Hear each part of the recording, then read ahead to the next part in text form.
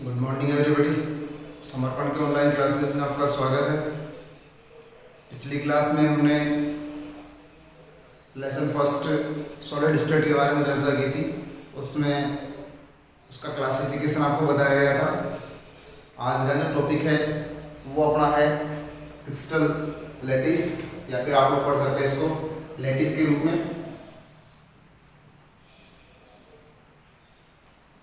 इसको आप कह सकते हैं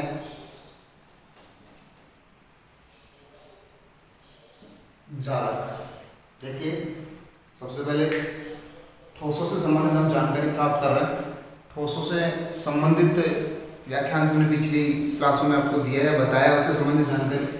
तो अब यहाँ लेटिस जो है, जालक जो है, वो भी एक ठोसों से जुड़ा हुआ है, उससे जुड़ा हुआ संबंधित पद होता है, भाग होता है। तो सबसे पहले हम लोग ये देखना चाहें कि जालक होता क्या है, कहते किसे हैं।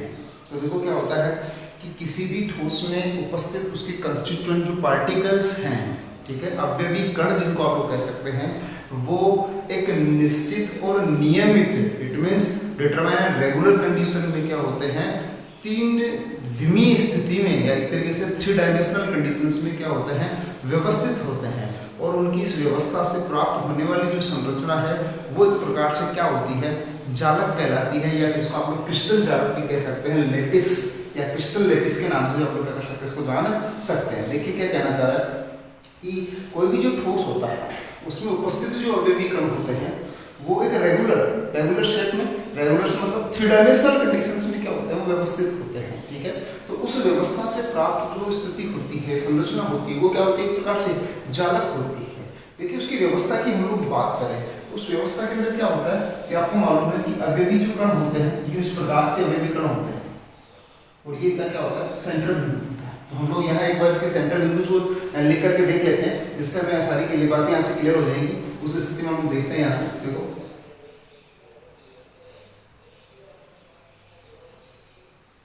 अवयवी कण एक निश्चित अंतराल पर इस प्रकार से एक दूसरे के साथ में क्या होता है, व्यवस्थित होता है।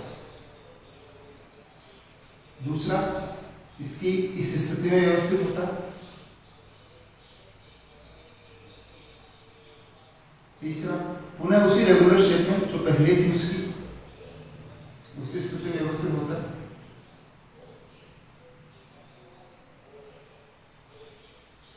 चौथा, सेकंड पर इस पदवाड़ी की स्थिति के अंदर क्या होगा, इसी कैसे देखा जाएगा इसके अंदर।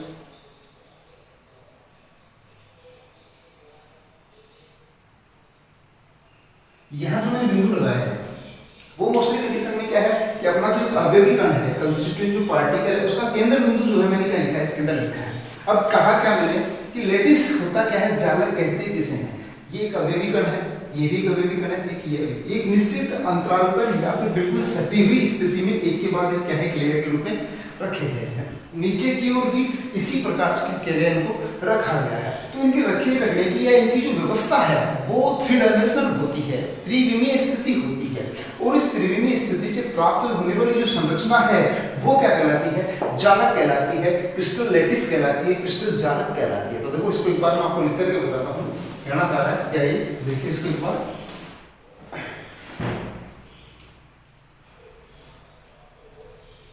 जब ठोसों के अवयवी कण, जब ठोसों के अवयवी कण, जिनको आप लोग कंस्टिट्यूएंट पार्टिकल्स कह सकते हैं, जब ठोसों के अवयवी कण एक निश्चित व नियमित मतलब उसमें बार बार चेंजेस नहीं हो, तो जब ठोसों के अवयवी कण एक निश्चित व नियमित त्रिविमीय मतलब थ्री डायमेंशनल त्रिविमीय स्थिति में व्यवस्थित, त्रिविमीय स्थिति में व्यवस्थित होते हैं, तो प्राप्त संरचना क्रिस्टल जालक या जालक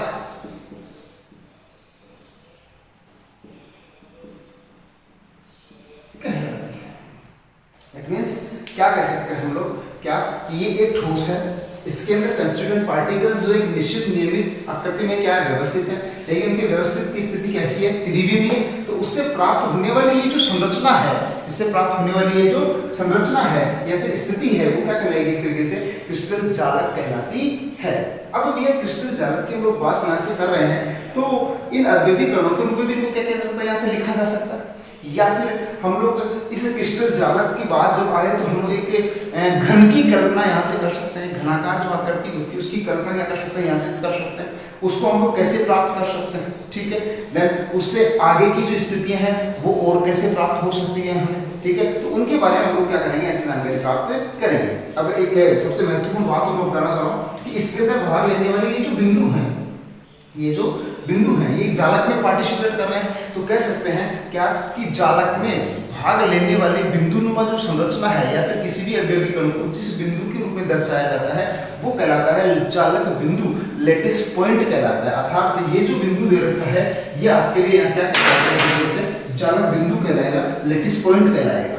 इसी को आप लोग कह सकते हैं एक तरीके से LATTIC, लेटिस पॉइंट क्या कहलाएगा, ये जालक बिंदु कहलाएगा। तो सीधे शब्दों में कह सकते हैं कि जब किसी क्रिस्टल जालक में या किसी जालक में अवयवी कणों को किसी बिंदु के द्वारा दर्शाया जाता है तो वो क्या कहलाता है, एक तरीके से जालक बिंदु कहलाता है, एक तरीके से लेटिस पॉइंट कहलाता है। ये जो लेटिस होता है, जालक जो होता है, कुछ कोष्टिकाओं से, इट मींस सेल से मिलकर के क्या होता है, बना हुआ होता है। वो सेल क्या किस प्रकार से इसमें लिखी जा सकती है, किस प्रकार से इसमें क्या होती है, व्यवस्थित होती हैं, उन सेल्स को हम लोग यहाँ से देखते हैं। देखिए क्या करना चाह रहा है ये, यहाँ देखिए इसको,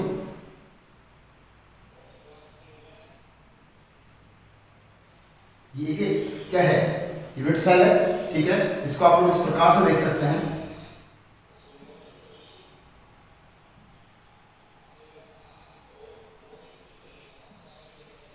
यहाँ से प्राप्त होने वाली जो संरचना है वो एक प्रकार से किस रूप में होगी आपके पास में, एक सॉरी इसको थोड़ा लिख दिया पानी।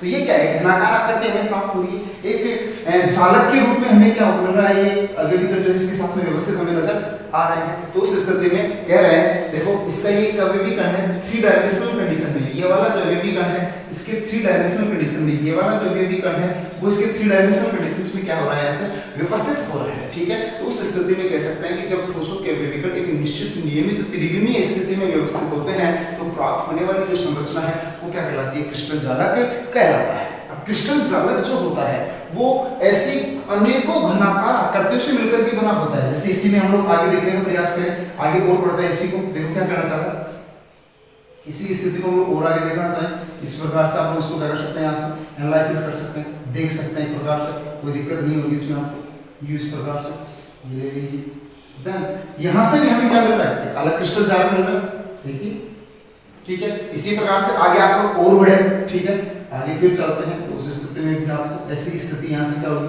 देखने के लिए मिलेगी, देखिए इसको, ठीक है। तो क्या कहना चाह रहा है ये, यहाँ आगे से आगे आप लोग चलते हैं तो ऐसी छोटी छोटी कोष्टिकाएं या ऐसे छोटे छोटे घनाकार जो पार्ट होते हैं या त्रिविमीय जो संरचनाएं हैं वो मिलती हैं, वो मिलकर के किसका निर्माण कर लेती हैं, एक जालक का निर्माण कर लेती है।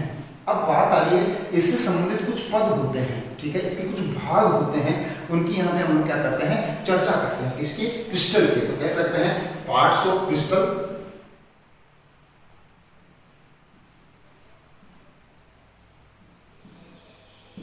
क्रिस्टल के जो भाग हैं उसकी हम लोग चर्चा करते हैं। तो वहां से हमारे सामने शब्द निकल करके आ रहा है एकक कोष्टिका।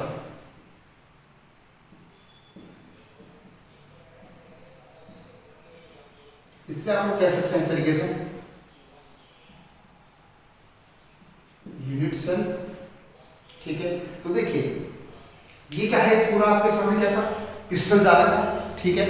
अब ये कहना चाह रहा है कि एकक कोष्टिका क्या होती है, डेफिनेशन की बात करता है। तो देखो इसमें इस पूरे क्रिस्टल जालक को जब हम लोग देखते हैं तो हमें एक ही प्रकार की कुछ स्थिति या कुछ संरचना में बार बार नजर आ रही है। इट मींस इस घनाकार आकृति को देखिए, ऐसी ही घनाकार आकृति आपको आगे से आगे बार बार क्या होती जा रही है, रिपीट होती चली जा रही है, उसकी बार बार पुनरावृत्ति होती चली जा रही है। तो उस स्थिति में हम लोग क्या कह सकते हैं, क्या कि एकक कोष्टिका जो है वो क्या होती है, कह सकते हैं कि किसी भी क्रिस्टल जालक की वह छोटी से छोटी इकाई, छोटी सी छोटी आकृति जिसकी बार बार पुनरावृत्ति होने पर एक संपूर्ण क्रिस्टल का या संपूर्ण जालक का क्या हो जाता है, निर्माण हो जाता है। तो देखिए यहाँ से उसको डिफाइन कर सकते हैं, क्या कह सकते हैं कि मतलब इसकी जो डेफिनेशन है उसकी बात करें, कह सकते हैं क्रिस्टल जालक का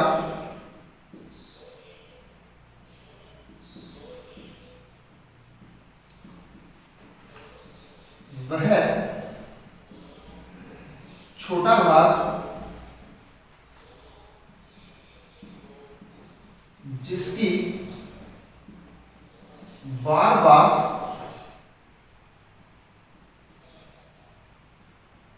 पुनरावृत्ति करने पर, जिसकी बार बार पुनरावृत्ति करने पर संपूर्ण क्रिस्टल जालक का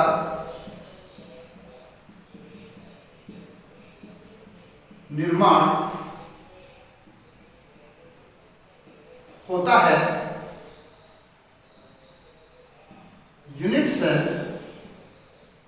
कहलाता है, एक कोशिका कहलाती है। और ये जो घनाकार आकृति है वो इस क्रिस्टल जालक में क्या है, बनी हुई है। ये सभी क्या है, इसके अवयवी कण है, ठीक है। ये सभी इनके क्या है, अवयवी कण है यहाँ, और इनके साथ में ये क्या है, त्रिविमीय स्थिति में क्या है, आगे से आगे व्यवस्थित हो रखे हैं, ठीक है। आगे भी इनको इस प्रकार से क्या किया जा सकता है, व्यवस्थित किया जा सकता है, एडजस्ट करके लिखा जा सकता है इनको। तो ये क्या है, संपूर्ण क्रिस्टल जालक है। और कंप्लीट क्रिस्टल जालक जो है छोटी छोटी ऐसी एकल इकाइयों से मिलकर के बना हुआ है, जिनकी बार बार क्या हो रही है, पुनरावृत्ति हो रही है। तो देन कह सकते हैं कि ये जो इकाई है, इसी को आप किस नाम से जान सकते हैं, एक कोशिका के नाम से जान सकते हैं, एक यूनिट सेल के नाम से जान सकते हैं। जैसे ह्यूमन बॉडी होता है, मनुष्य का शरीर है, एक एक छोटी छोटी कोशिकाओं से मिलकर के एक कंप्लीट बॉडी का निर्माण करता है, वैसे ही अपना जो क्रिस्टल जालक है वो भी छोटी छोटी एक एक कोशिकाओं से मिलकर के क्या होता है, बना होता है। और उसको कह दिया गया ये क्या होता है, क्रिस्टल जालक का एक छोटा सा भाग होता है, जिसकी बार बार क्या होती है, ऐसे पुनरावृत्ति होती है। ये जो एक कोशिका होती है, इसके कुछ पैरामीटर्स होते हैं, इनकी लंबाई चौड़ाई जो होती है वो कुछ हद तक या कुछ स्थिति में निश्चित होती है, जिससे इनको क्या होता है, अलग अलग पार्टों में डिवाइड किया जाता है, अलग अलग नामों से जाना जाता है, अलग अलग इनके क्लासिफिकेशंस किए जा सकते हैं, जिसको आगे ब्रेविज जालक के रूप में आगे क्लास में हम लोग पढ़ेंगे आगे, ठीक है। तो इससे संबंधित इसके बारे में जो क्वेश्चन है वो भी पूछ लिया जाता है, एग्जाम में क्वेश्चन पुट किया जाता है आपके सामने, क्या कि एक कोशिका के पैरामीटर लिखिए, जो पीछे की क्लासों में आ चुका है, दो पीछे की जो लास्ट एग्जाम में लगी हैं उनमें इस क्वेश्चन को रिपीट किया जा चुका है। तो एक बार मैं उसके बारे में आपको बताता हूँ। सबसे पहले तो देखिए, हम लोग यहाँ से एक कोशिका की बात करें, या फिर इसका जो दूसरा पद है उसकी बात करें, पैरामीटर ऑफ यूनिट सेल।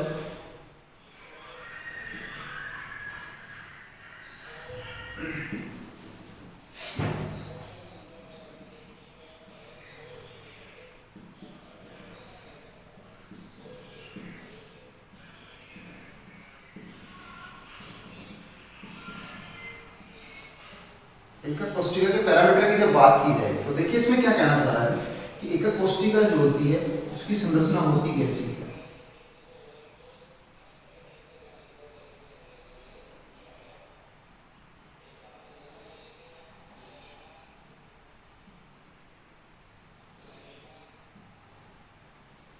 ये एकक कोशिका है, यूनिट सेल है, ठीक है।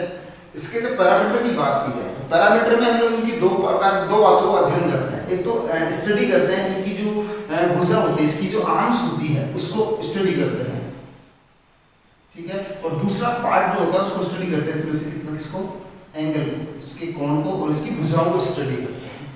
ये एक अवयवी कण है, कंस्टिट्यूएंट पार्टिकल है, ये 3 डायमेंशनल कंडीशन में व्यवस्थित है, ठीक है।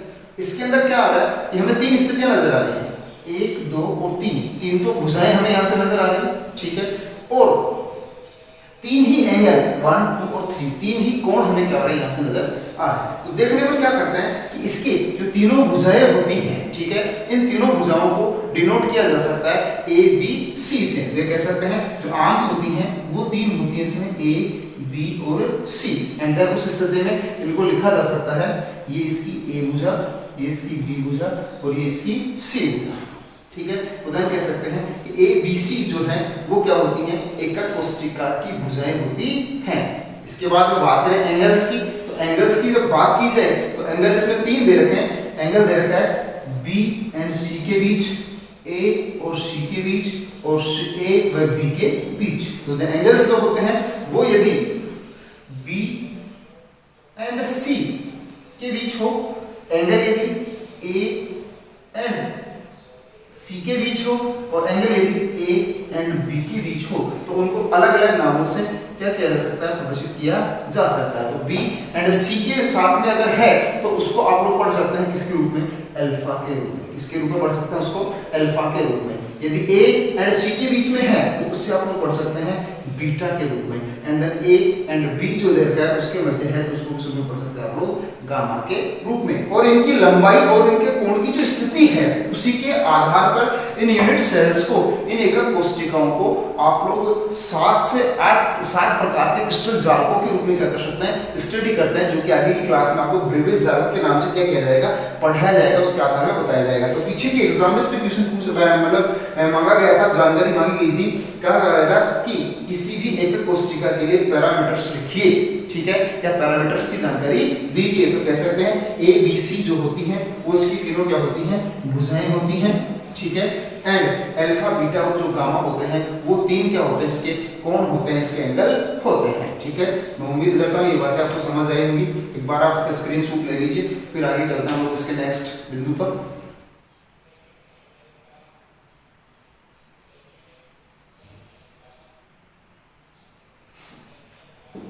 एकक कोशिका के बारे में, क्रिस्टल जालक के बारे में, उनसे संबंधित कुछ पद थे उनके बारे में जानकारी। अब पढ़ते हैं एकक कोशिका के प्रकार। एकक कोशिका जो होती है वो कितने प्रकार की होती है उसके बारे में हम लोग जानकारी लेते हैं। यहाँ पे तो कह सकते हैं टाइप्स ऑफ यूनिट्स है।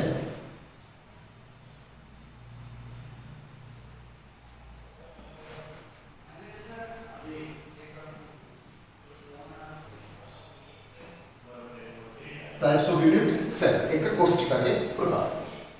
देखिए वैसे तो एकक कोशिका के जो प्रकार की बात की जाए तो कुछ बुक में इसको 2 टाइप्स के रूप में पढ़ा रखा है, कुछ बुक्स जो है उसमें इनको 4 टाइप्स के रूप में बता रखा है। तो वो कोई ज़्यादा डिफरेंट कंडीशन नहीं है। जब इनको साथ पढ़ा जाता है सभी को तो 4 टाइप्स पढ़ लिए जाते हैं, और इनको 2 डिफरेंट कंडीशन में पढ़ा जाता है तो इनको 2 टाइप्स के रूप में क्या किया जाता है, स्टडी किया जाता है। तो हम लोग एक बार इसको देख लेते हैं। मैं कह देता हूँ यूनिट सेल जो होते हैं वो कितने प्रकार के होते हैं, it has 2 types. Unit cell कितने प्रकार के होते हैं, 2 प्रकार के, ठीक है। उसको अंदर सबसे पहला जो पार्ट है उसको पढ़ सकते हैं आप लोग, simple unit cell. Simple unit cell जिसको आप लोग कह सकते हैं आद्य एकक कोशिका। क्या कह सकते हैं आप लोग इसको, आद्य एकक कोशिका। नंबर 2 जो पार्ट दे रखा आपको उसको कह सकते हैं सेंटर्ड यूनिट सेल।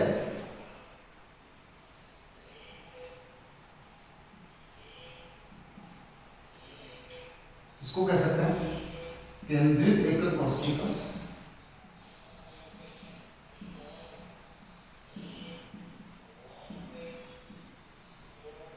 ठीक है, दोनों के डेफिनेशंस तो हम लोग अलग अलग तरीके से यहाँ से क्या करेंगे, स्टडी करेंगे। इनके जो कैरेक्टर्स हैं, गुण हैं, उनके बारे में जानकारी लेंगे। इनकी जो संरचनाएं हैं उनसे संबंधित हम लोग क्या करेंगे, ऐसे जानकारी प्राप्त करेंगे। तो देखो सबसे पहले बात करें आद्य एकक कोशिका की। अभी हमने देखा कि इनके अंदर क्या उपस्थित होता है, कंस्टिट्यूएंट पार्टिकल्स, अवयवी कण, वो भी किस रूप में, त्रिविमीय रूप में, ठीक है। तो उस स्थिति में इनके अवयवी कण जो हैं उनके व्यवस्थित होने की जो स्थिति होती है उसी के आधार पर क्या कर सकते हैं आप लोग, एकक कोशिका को 2 भागों में बांट सकते हैं। तो यहां से हम लोग कह सकते हैं it has 2 type. First simple unit cell and second centred unit cell. Simple unit cell की बात हम लोग कर रहे हैं यहां से। तो सिंपल यूनिट जो सेल है वो अपनी जगह एकल होता है, सिंगल होता है, जबकि सेंटर्ड यूनिट सेल जो होता है उसके हम लोग 3 टाइप्स की क्या करते हैं, चर्चा करते हैं। तो सबसे पहले हम लोग बात करें सिंपल यूनिट सेल की। देखिए क्या कहना चाह रहा हूं, हमें मालूम है कि ये एक एकक कोशिका है,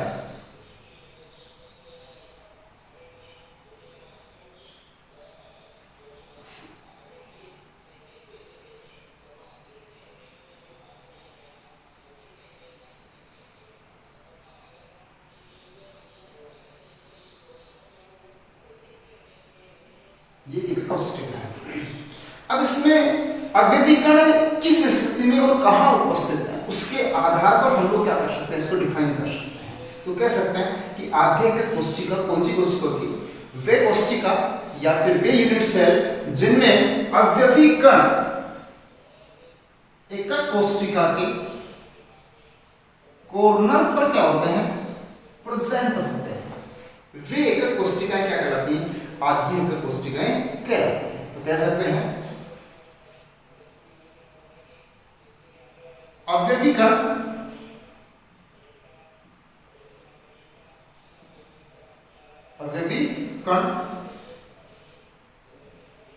कॉर्नर पर प्रेजेंट होते हैं। इनमें अवयवी कण कहां प्रेजेंट होते हैं, कॉर्नर पर प्रेजेंट होते हैं। तो कह सकते हैं कि वे एकक कोशिका जिनके अवयवी कण कहां प्रेजेंट होते हैं, कॉर्नर पर प्रेजेंट होते हैं, कोनों पर उपस्थित होते हैं, वो सभी क्या कहलाती है, आद्य एकक कोशिका कहलाती है।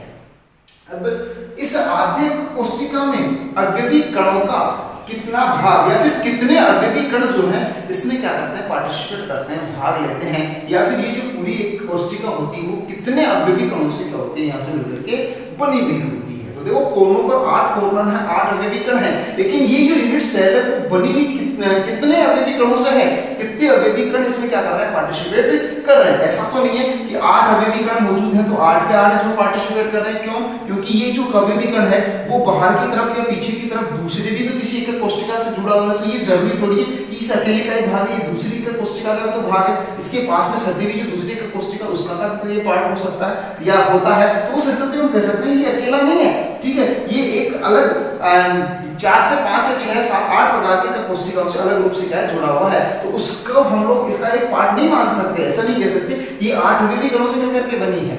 ऐसा कह सकते हैं कि एक कोशिका के 8 कोनों पर 8 अवयवी कण संपर्क में होते हैं, इसको स्पर्श करते हुए होते हैं, इससे जुड़े हुए होते हैं। ये नहीं कह सकते कि एक कोशिका 8 अवयवी कणों से क्या हो सकती है, मिलकर के बनी हुई हो सकती है। तो उस स्थिति में इसमें उपस्थित अवयवी कणों की जो संख्या है उसकी गणना अगर हम लोग यहां से करना चाहें तो उस स्थिति में देखिए क्या करना चला, अवयवी कणों की संख्या देखिए कैलकुलेट करना है। अब सबसे पहले मैं आपको इसकी जो स्ट्रक्चर है उसको थोड़ा सा हट करके बता करके बताना है, देखने का प्रयास करता हूं। यहां से देखो एक बार,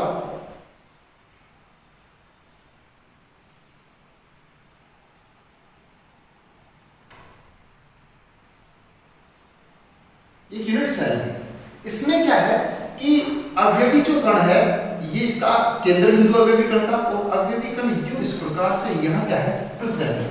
तो उस स्थिति में यहां से देखिए क्या कि इस अवयवी कण का कितना भाग, मतलब 1/8वां भाग क्या कर रहा है, इस एक कोशिका से जुड़ा हुआ है, मतलब इतना सा टुकड़ा इस एक कोशिका के साथ क्या कर रहा है, वो पार्टिसिपेट कर रहा है, जुड़ रहा है कहने का।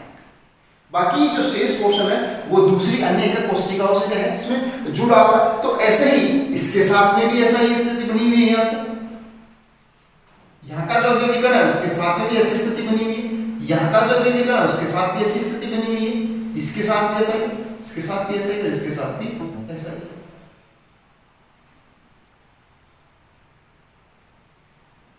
तो कह सकते हैं हम लोग क्या कि अवयवी कण कितने हैं, 8, उनका 1/8वां भाग अगर इसमें मौजूद है तो कितने अवयवी कण इसमें हो सकते हैं, 8 × 1/8, देन उसमें कितने हो सकते हैं, 1 अवयवी कण। कह सकते हैं क्या कि एकक कोशिका जो है उसमें उपस्थित अवयवी कणों की संख्या कितनी है, 1। कौन से में, सिंपल यूनिट सेल में, आद्य एकक कोशिका में। वो कि हम लोग यहां से जानकारी प्राप्त कर सकते हैं, क्यों, इस आसानी से कैलकुलेट कर सकते हैं, हाफ, ठीक है, और हाफ का भी 2 पार्ट, तो एक तरीके से 1/4 पार्ट हो गया। उस स्थिति में पूरी एकक कोशिका के लिए पूरे अवयवी कण के लिए कितना हो गया, 1/8। तो उस स्थिति में कह सकते हैं क्या कि 8 कॉर्नर पर 8 अवयवी कण मौजूद हैं, तो एक कण का 1/8वां भाग अगर इसमें उपस्थित है तो 8 कणों का कितना हो गया, केवल एक पार्ट क्या होगा इसमें, 1/8वां पार्ट क्या हो जाएगा इसमें जुड़ जाएगा। कह सकते हैं कि एक अवयवी कण जो है वो क्या करेगा, इसके निर्माण में पूर्णतः पार्टिसिपेट कर पाएगा, पूरा एक अवयवी कण इसमें पार्टिसिपेट करेगा। तो एक बार फिर बता रहा हूं, वे एकक कोशिका जिसमें अवयवी कण केवल एकक कोशिका के कोनों पर उपस्थित होते हैं, आधे एकक कोशिका कहलाती हैं। इनमें अवयवी कणों की संख्या कितनी होती है? एक होती है। क्यों? क्योंकि 1/8वां भाग एक अवयवी कण का इसमें पार्टिसिपेट करता है, तो 8 कणों के 1/8वें भाग को अगर हम लोग ऐड करते हैं, उस स्थिति में हमारे सामने क्या निकल कर आता है? एक अवयवी कण यहाँ पे हमें देखने के लिए मिलता है। ठीक है, बात करते हैं सेंटर्ड यूनिट सेल, केंद्रीय या केंद्रित एकक कोशिका। तो सेंटर्ड यूनिट सेल में देखो, जैसे इसमें अवयवी कण कोनों पर मौजूद होते हैं, उपस्थित होते हैं, उसी स्थिति में सेंटर्ड यूनिट सेल जो है उसमें अवयवी जो कण है कुछ अदर कंडीशंस पे, अन्य स्थितियों पर क्या होते हैं? उपस्थित होते हैं। तो उस स्थिति में कह सकते हैं हम लोग क्या कि कोनों के अतिरिक्त, इसके जो कॉर्नर है उसके अतिरिक्त यदि अवयवी कण उपस्थित होते हैं तो वो एकक कोशिका क्या कहलाती है? केंद्रित एकक कोशिकाएं कहलाती हैं। तो कह सकते हैं यदि अवयवी कण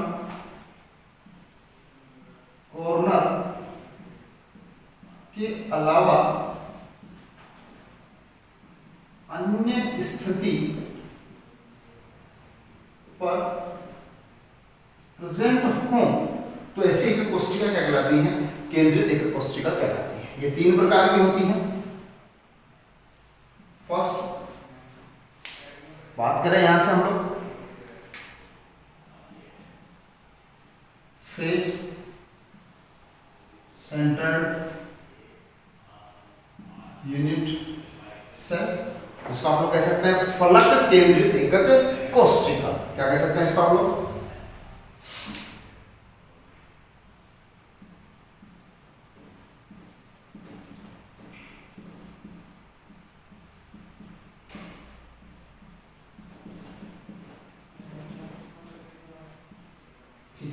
फेस सेंटर्ड जो यूनिट सेल है उसकी संरचना की हम लोग बात करें तो सीधी बात, सबसे पहले तो डेफिनेशन की बात कर लें कि फेस सेंटर्ड यूनिट सेल क्या होती है? वे एकक कोशिका जिनमें अवयवी कण कॉर्नर के अलावा, ये जो कॉर्नर्स दे रखे हैं इसके अलावा कहां पर उपस्थित होते हैं? आमने सामने वाली फलकों पर भी उपस्थित होते हैं। या कह सकते हैं कि एक घन जो होता है एक तरीके से, हालांकि घनाकार तो नहीं है लेकिन इसके फेस जो हम उसको एनालिसिस कर सकते हैं।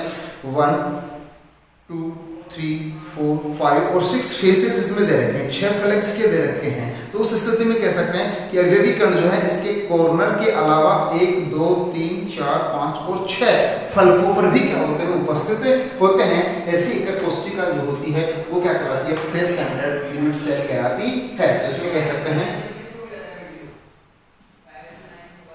अवयवी कण प्रेजेंट कहां? कॉर्नर पर, और दूसरा अवयवी कण प्रेजेंट कहां?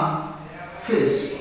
ठीक है, तो अगर जिसमें अवयवी कण कॉर्नर और फेस दोनों पर प्रेजेंट होते हैं, ठीक है, ऐसी जो यूनिट सेल होती है वो कहलाती है फेस सेंटर्ड यूनिट सेल। इसकी स्ट्रक्चर की बात करें हम लोग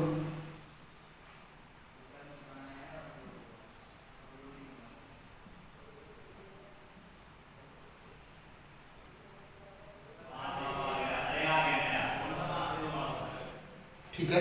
अब इसमें क्या था कि अवयवी कण जो थे पहले तो कहां उपस्थित थे? कॉर्नर पर। ठीक है, अब कॉर्नर के अलावा भी यदि अवयवी कण कहां उपस्थित हो?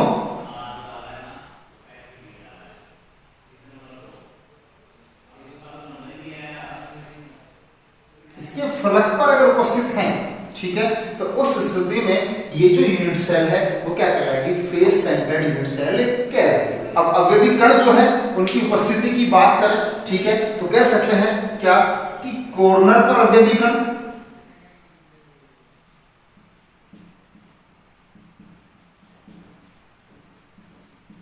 कितने आ रहे हैं? वो स्थिति आ जाएगी एक। और दूसरी बात करें फलक पर, इट मीन्स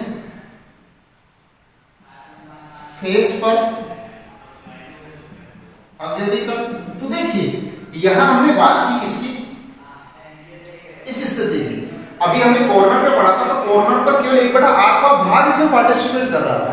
अब बात करें एक फलक की, तो सपोज दैट कोई भी एक फलक हमने ये ले ली, सपोज दैट ये फलक हमारे पास मौजूद है, ये इसके 4 कॉर्नर हैं और एक अवयवी कण उपस्थित है कहां, यहां पर, इस स्थिति में। तो बात मैं करना चाहूं, जैसे ये अपनी बुक है, ठीक है, ये फलक के रूप में उपस्थित है, फलक के रूप में उपस्थित है, तो इसमें कह सकता हूं कि एक अवयवी कण यहां बीच में मिड सेंटर लटका हुआ है। तो इसमें क्या हुआ कि आधा जो पार्ट है वो ऊपर की ओर और आधा पार्ट कहां पार्टिसिपेट कर रहा है, नीचे की ओर। तो कह सकते हैं कि एक कोष्ठिका के एक फलक का 1/2 भाग ही इसमें क्या कर रहा है, पार्टिसिपेट कर रहा है। तो उस स्थिति में हम लोग क्या कह सकते हैं, क्या कि फेस सेंटर्ड जो यूनिट सेल होते हैं उसमें उपस्थित जो अवयवी कण होते हैं उसका 1/2 भाग इसमें क्या करता है, पार्टिसिपेट करता है। कहां, फलक पर। और फलक पर टोटल अवयवी कणों की संख्या कितनी है, 6। तो कह सकते हैं 1/2 × 6 3 अवयवी कण। तो टोटल नंबर ऑफ पार्टिकल्स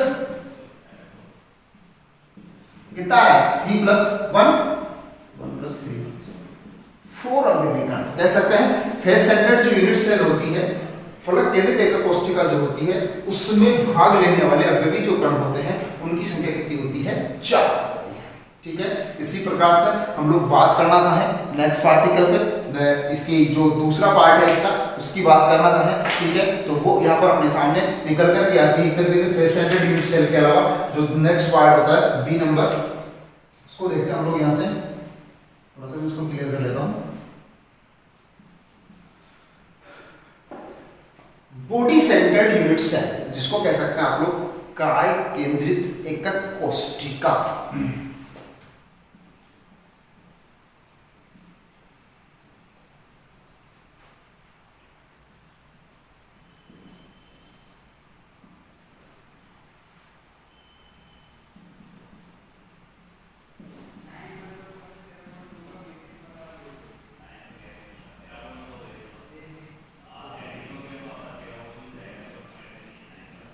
देखिए काय केंद्रित की बात की जाए, ठीक है, बॉडी सेंटर्ड की जब इसमें बात की जाए तो इसमें कोई खास बात हमें यहाँ देखने के लिए नहीं मिलती। जैसे इसको पढ़ा है वैसे ही हम लोग इसमें देखें कि अवयवी कण जो है वो क्या कॉर्नर पर भी उपस्थित होते हैं और कॉर्नर के अलावा उसके केंद्र में, मींस अपना एक घनाकार रूम होता है, कमरा होता है, उस कमरे के मिड सेंटर में बीचों बीच क्या हो, एक अवयवी कण क्या उपस्थित हो, लगा हुआ हो। तो ऐसी स्थिति में वो जो रूम होता है वो एक प्रकार से क्या कहलाता है, बॉडी सेंटर्ड यूनिट सेल कहलाता है। तो सीधे शब्दों में कह सकते हैं क्या कि काय केंद्रित एकक कोशिका वे कोशिकाएं होती हैं जिनमें अवयवी कण कॉर्नर के अलावा उसके केंद्र में क्या होता है, उपस्थित होता है। तो कह सकते हैं अवयवी कण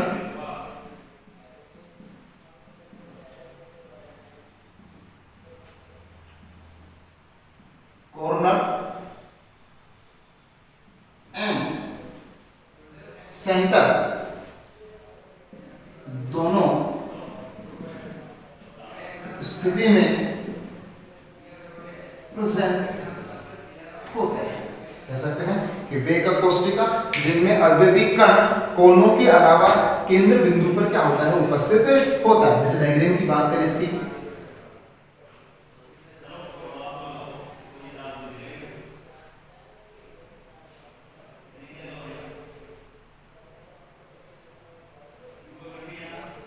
देखिए इसमें दो स्थिति हमें देखने को मिलेगी। कौन कौन सी, ये तो आ रहे हैं इसके कॉर्नर जिन पर अवयवी कण उपस्थित है। इसके अलावा इसका जो केंद्र बिंदु है, मिड सेंटर, ठीक है, उसमें भी क्या होते हैं, अवयवी कण क्या होते हैं, उपस्थित होते हैं। तो सीधे शब्दों में कह सकते हैं वे तो कोशिका जिनमें अवयवी कण कॉर्नर के अलावा केंद्र में भी उपस्थित होते हैं वो क्या कहलाते हैं, बॉडी सेंटर्ड यूनिट सेल कहलाते हैं, काय केंद्रित एकक कोशिका कहलाते हैं। काय केंद्रित एकक कोशिका में भाग लेने वाले अवयवी जो कण होते हैं उनकी संख्या कितनी होती है। देखिए बात करें सबसे पहले किसकी, कॉर्नर पर अवयवी कण। तो कॉर्नर पर हम लोग बार बार स्टडी करते आ रहे हैं, 1/8 × 8 = 1, ठीक है। और भैया सेंटर की बात करें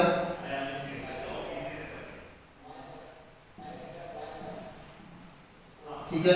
तो उस कंडीशन में बात करते हैं, एक अवयवी कण उपस्थित है तो उसका एक भागी, या कहने का मतलब अगर केंद्र में उपस्थित तो पूरा का पूरा उसमें पार्टिसिपेट कर रहा है, तो 1 multiply 1, total number of particles, total particle कितने हो गए 1 + 1 = 2।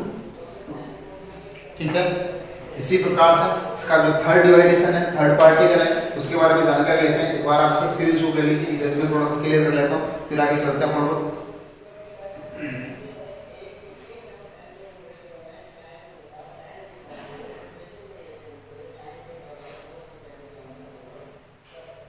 देखिए इधर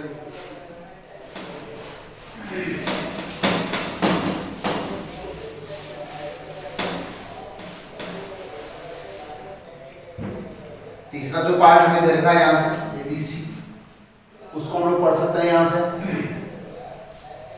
एक तरीके से, मतलब ये है बॉडी फेस सेंटर्ड, दूसरा है बॉडी सेंटर्ड। ठीक है। और जो थर्ड नंबर आपको दे रखा है, ठीक है, उसकी स्थिति या उसकी चर्चा हम लोग यहाँ कर सकते हैं एक तरीके से, फलक केंद्रित, काय केंद्रित एक कोष्ठिका। ठीक है। और तीसरी आती है एक तरीके से अंत्य केंद्रित, अंत्य केंद्रित, या एक तरीके से आप उसको एक अलग नाम से भी क्या कर सकते हैं, स्टडी कर सकते हैं, एक अलग नाम से भी आप उसको जान सकते हैं, कह सकते हैं एक तरीके से उसको। तो देखो क्या करना चाह रहा है, इसकी थर्ड पोर्शन है उसकी बात करें, एंड सेंटर्ड यूनिट सेल,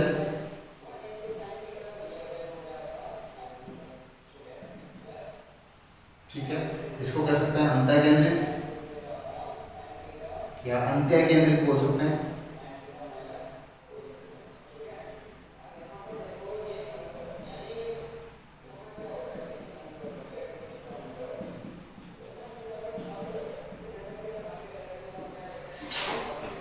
इसके अंदर उन्हीं स्थितियों की बात की जा सकती है, जैसे फलक में अवयवी कण कॉर्नर के अलावा फेस पर प्रेजेंट हुआ करते थे। बॉडी सेंटर्ड में अवयवी कण जो है वो कॉर्नर के अलावा कहाँ, सेंटर में या बॉडी में प्रेजेंट हुआ करते थे। उसी प्रकार से इसमें अवयवी जो कण है वो कॉर्नर के अलावा आमने सामने वाले किन्हीं दो फलकों पर ही उपस्थित होते हैं, सभी पर नहीं, या आमने सामने वाले किन्हीं भी दो छोर पर, दो सिरों पर या दो एंड पर क्या होते हैं, प्रेजेंट होते हैं। सीधे शब्दों में कह सकते हैं अवयवी कण, अवयवी कण कॉर्नर एंड आमने सामने वाले कोई दो एंड पर प्रेजेंट होते हैं, उपस्थित होते हैं। जब उस स्थिति में आगे चलें, अवयवी कणों की संख्या की बात करें तो उससे पहले इसका डायग्राम देखते हैं, वो क्या कहना चाह रहा है।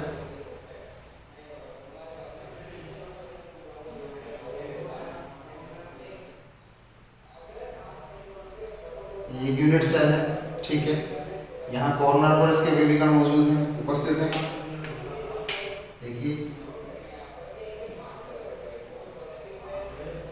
और इन कॉर्नर के अलावा भी इनके कोई भी दो फेस, जैसे ये वाला और ये वाला, ठीक है, या फिर ये वाला और ये वाला आमने सामने वाले ले लीजिए, तो कोई भी दो फेस पर क्या उपस्थित है, अवयवी कण यहाँ पे उपस्थित हैं। ठीक है। तो ऐसी जो संरचना होती है या ऐसी जो इकाई होती है वो क्या कहलाती है, एंड सेंटर्ड यूनिट सेल कहलाती है। बात करें इसके अवयवी कण की तो कह सकते हैं कॉर्नर पर अवयवी कण, कॉर्नर पर उपस्थित अवयवी कण जो उसकी चर्चा करें तो वही 8 अवयवी कण है, उनका 1/8 का पार्ट एक अवयवी कण हो गया। इसी प्रकार से बात करें इसके एंड पर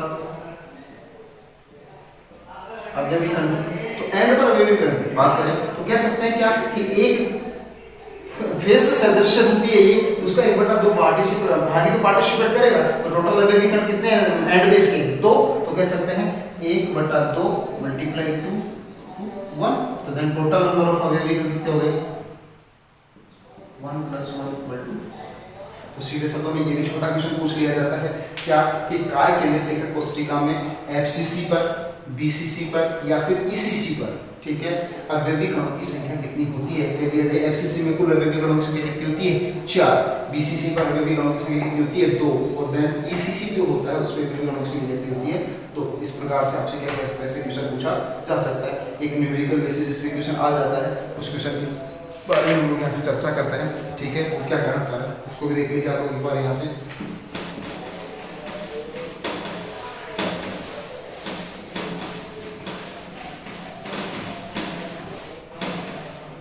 देखिए कहना चाह रहा है, एक क्वेश्चन इसमें पूछा गया आपसे, एक कोष्ठिका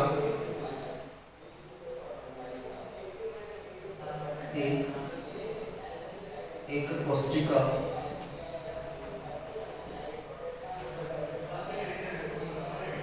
तीन अवयवी कण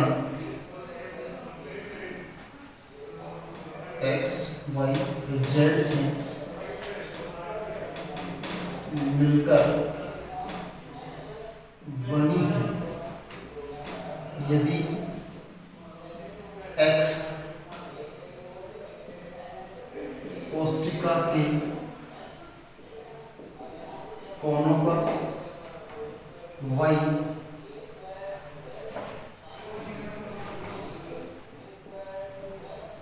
फलक पर व z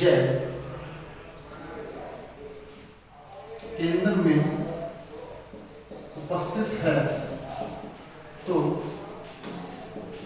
यौगिक का अणुसूत्र लिखिए।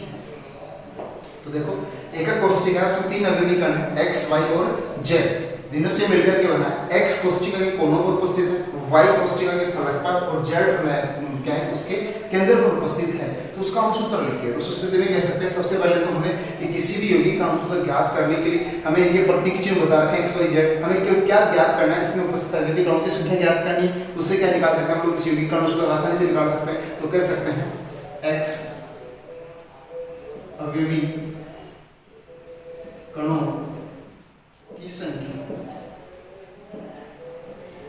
x अवयवी कणों की संख्या की बात करें तो x अवयवी कण कहां उपस्थित है, कॉर्नर पर। x अवयवी कण कोनों पर प्रेजेंट है, अतः 1/8 मल्टीप्लाई 1। इसी प्रकार से y अवयवी कणों की संख्या, y अवयवी कण कहां उपस्थित है, फेस पर, ठीक है। उस कंडीशन में y अवयवी कण फलक पर प्रेजेंट है, अतः 1/2 कितने होते हैं फलक पे, 6 होते हैं, देखा हमने इसमें पढ़ा है। तो टोटल नंबर ऑफ पार्टिकल्स कितने आ गए इसमें, 3।